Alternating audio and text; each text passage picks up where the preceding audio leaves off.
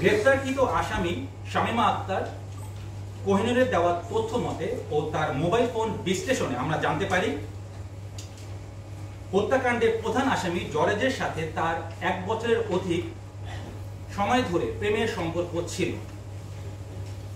জরেজ শামীমাকে জানায় তার এক বন্ধুর প্রেমের ফাঁদে ফেলে ব্ল্যাকমেইলিং এর মাধ্যমে 10 লক্ষ টাকা আদায় করা সম্ভব, যা থেকে জরেজ 7 লক্ষ টাকা আর শামীমা 3 লক্ষ টাকা ভাগ করে নেবে।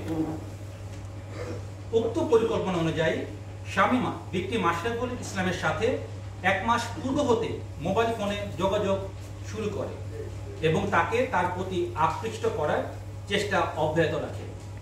তারই ধারাবাহিকতায় মোবাইল ফোনে তাদের নিয়মিত অডিও এবং ভিডিও কল চলতে থাকে। পরবর্তীতে গত 11 নভেম্বর 2025 তারিখ রাত 8টায় জরেজ ভিকটিম আশরাফুলকে নিয়ে ঢাকায় রওনা করেন। ঢাকায় আসার পর গত 12 নভেম্বর 2025 তারিখ জরেজ ও আশরাফুল শামীমার সাথে দেখা করে ঢাকা মহানগরীর শনির আকরার নূরপুর এলাকায় 5,500 টাকা দিয়ে একটি বাসা ভাড়া করে তিনজনই একত্রে ভাড়া বাসায় ওঠেন। রংপুর হতে ঢাকায় আসার পূর্বেই জরেজ তার প্রেমিকা শামীমা আক্তার কোহিনূরকে ফোনে জানায় ভিকটিম আশরাফুলের সহিত সে যেন অন্তরঙ্গ ভিডিও ধারণ করে এবং পূর্ব পরিকল্পনা অনুযায়ী সে ভিডিও দেখিয়ে যাতে তারা 10 লক্ষ টাকা আমাদের যে আশরাফুল তার কাছ থেকে আদায় করতে পারে।